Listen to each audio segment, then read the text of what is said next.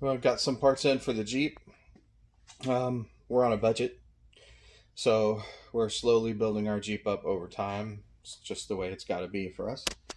Um, got in these Milestar Patagonia 35-inch tires, around $200. Pretty good for a 35-inch tire. It's got some pretty good aggressive tread.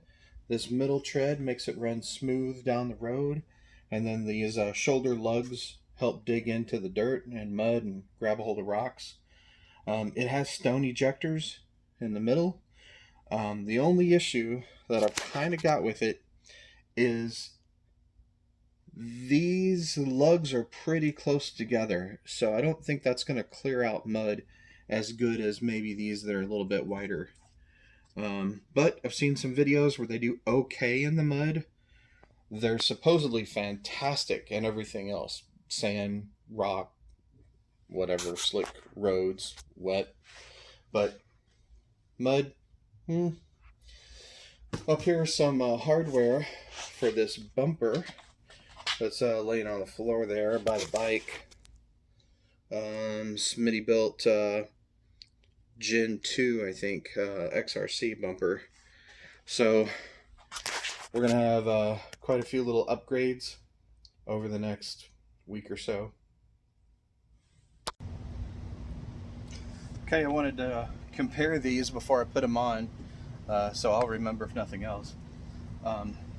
These are 35 by 12 and a half by 17s, and these are 33s by 11 something by 17s. Obviously these are a lot bigger, and of course they don't have the weight of the Jeep on them or anything, so I don't know how far they're going to go down when they get weighted.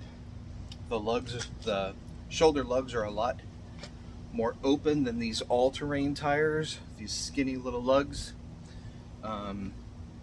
Some of these lugs are kind of come to a point, which is weird here, but they do that every time that there is a scallop on this lug, so maybe that's open enough to fling out the self-clean mud.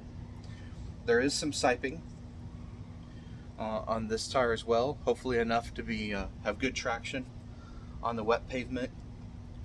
So far, everyone whose reviews I've read they don't seem to have trouble with the traction on wet pavement. They're much bigger. I'm gonna have to trim these fenders flat, probably, to create a little bit more clearance if I don't want to spend money on another lift. I'm already at 2.5 inches, and when you start going higher than that, then you start having to spend real money for correcting your steering geometry and your drive shafts and so forth. I don't want to do that yet.